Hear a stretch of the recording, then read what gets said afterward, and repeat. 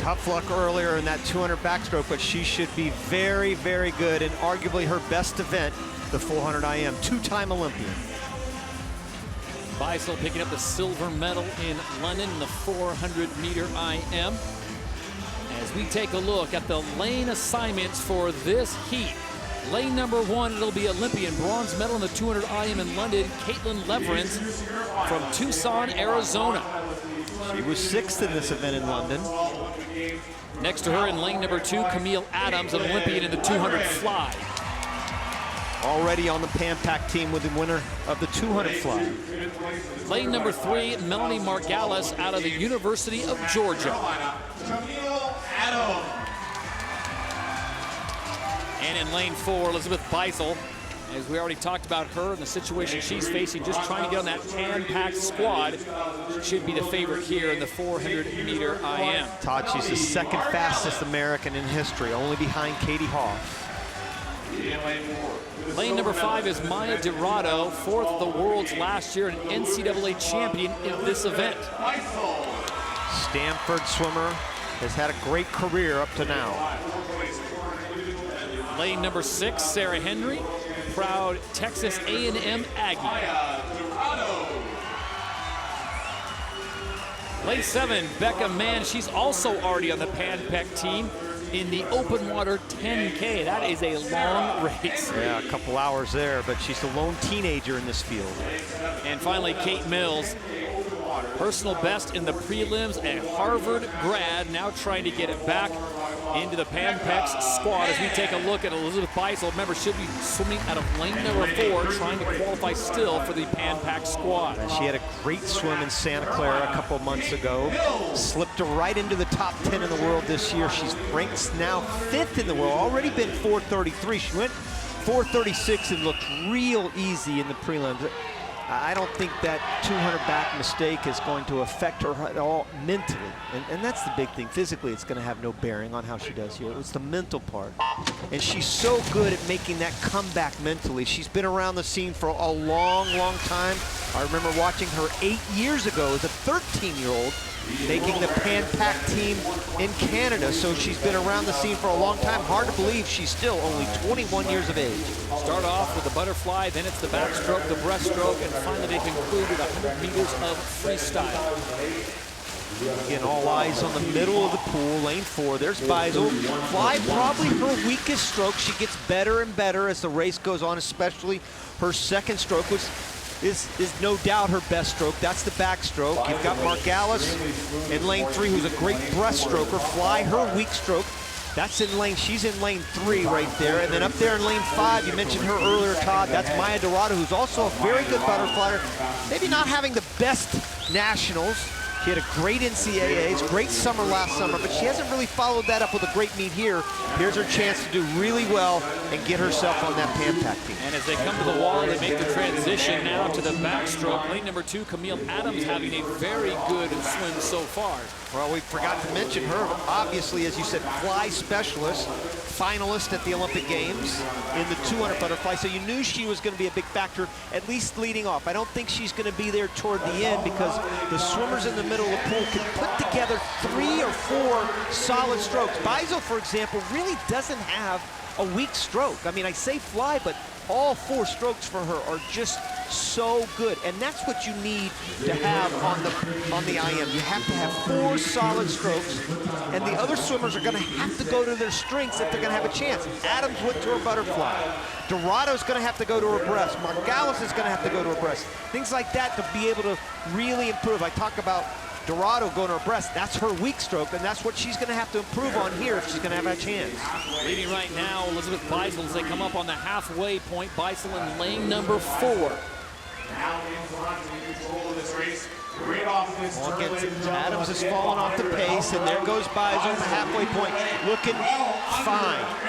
And she is under American record pace at this point. And I knew watching her in Santa Clara, Todd, I had a feeling she was going to have a great IM here in Irvine, because 433, and I know how hard those guys train at Florida, and they swim so well at the end of the season, and to go that fast toward the middle part of the season, and really when you're training at your hardest at 4:33, she's going to have a blazing time right here. And breaststroke and her freestyle has improved so much over the last couple of years. Right now it is Elizabeth Beisel out in front, lane number 4. Maya Dorado sitting in second place, comes to the wall, and a very good push off there for Beisel. So now it's 50 more meters of the breaststroke, and then she'll be on to 100 meters of the free. And Dorado looks good right now too as well. Both of these swimmers are swimming at a very, very high level when you think about where they were just a couple of days ago. Dorado not making that team yet. Beisel slipping in that backstroke, and they have come back with a vengeance, and they're going to go 1-2. And now you have to keep a look at the time for the American record. The split 3:28.65, Todd. That's the split that Katie Hoff set when she set that American record 5-6 years ago. So she's off the pace at 3:29.97. She comes now into 100 meters of the free. Well, can she come back? She really fell off in that breaststroke, but right now, again, I don't want to make too much about times because they do count in a lot of ways, but really you just want to get yourself on the team. That's the big thing, because this team is the next 2 years. I mean, you don't have a second chance here unless you're swimming another event, so get yourself on the team. You can worry about times in Australia or in Russia next summer, and Beisel's going to do that. Final 50 meters for Elizabeth Beisel out in front, looking for the win, looking to clinch a spot on the Pan Pac squad. Beisel and Dorado will certainly make the Pan Pac team as well as the World Championships next summer. Now you just have to look at the clock. She's not going to break the American record, but again, a top 10 time in the world would be really good for her. As she comes to the wall, Beisel stops the clock with a 4:32.98. Second place will go to Maya Dorado, and that's the 4th fastest time in the world this year for Elizabeth Beisel. A fantastic performance. Rowdy, she knew exactly what she had to do, all the pressure on her shoulders, and she stands up and delivers. Yeah, she did, and she really did. You know, you've got to be proud of the way she handled that adversity yesterday. Dorado makes the team as well and slips into the top 10 in the world. She's 7th in the world now, and so it's really good for both of these swimmers. Both these swimmers represented the U.S. at the World Championships last summer. Side by side, you see that great backstroke of Beisel. That's a world-class backstroke right there, folks. Let me tell you, she has a great, beautiful backstroke. Here's the back to breast turn. Beisel leading comfortably at the halfway point. Clear sailing at this point. She had to be brimming with confidence going in halfway, knowing she had the lead. And Dorado tried to make up some room on the breaststroke. That's her weak stroke. And she really held her own there in the breaststroke. Stayed right even with Beisel. Didn't catch her, but stayed even with her on the breaststroke. All Elizabeth Beisel on the way home. I'm happy for her. And I know this crowd is too.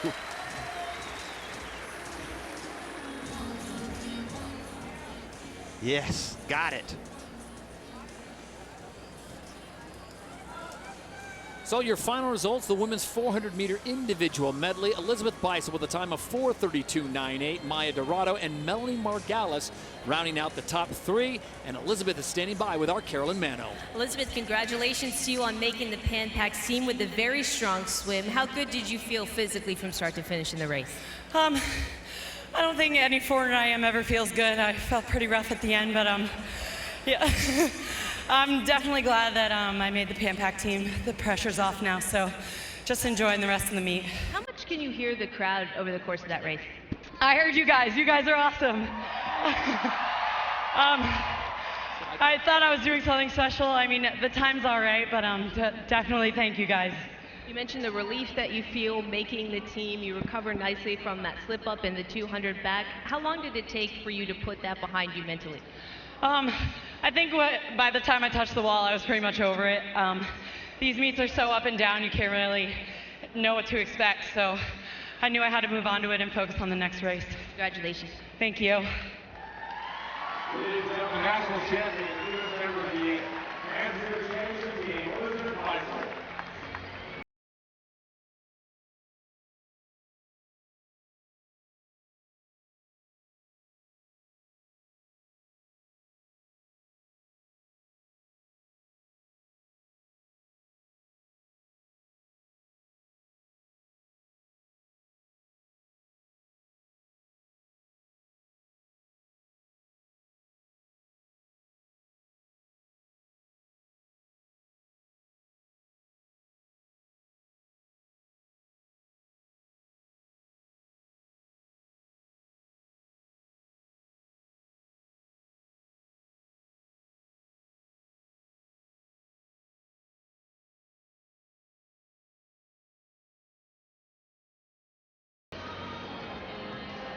Ladies and gentlemen, the awards ceremony now for the women's 400 individual medley.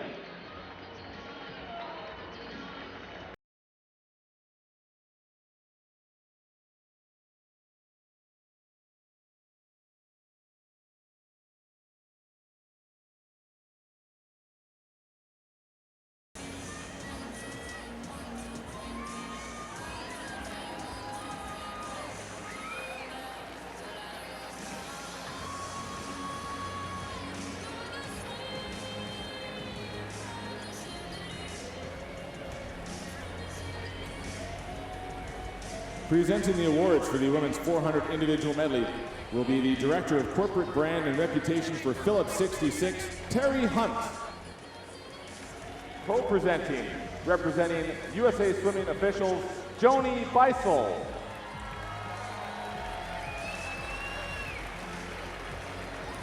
In 8th place from Swim Mac, Carolina, Kate Mills.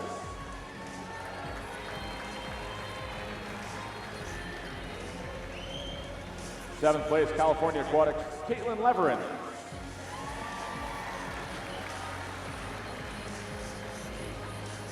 In 6th place, from the Aggie Swim Club, Sarah Henry.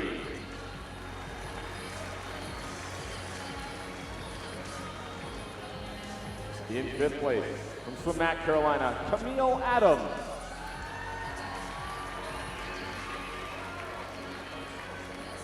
Fourth place, from North Baltimore Aquatic Club, Becca Mann.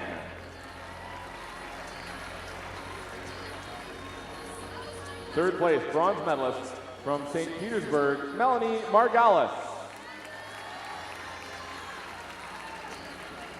Second place and silver medalist from Stanford Swimming, Maya Dorado.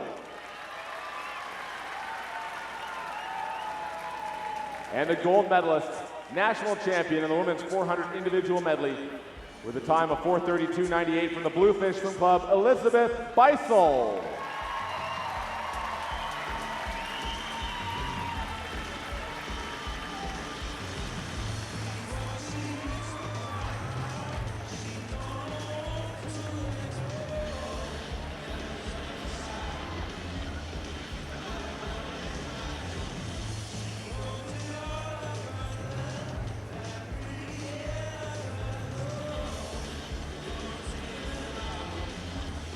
As they make their way off the podium, how about one more?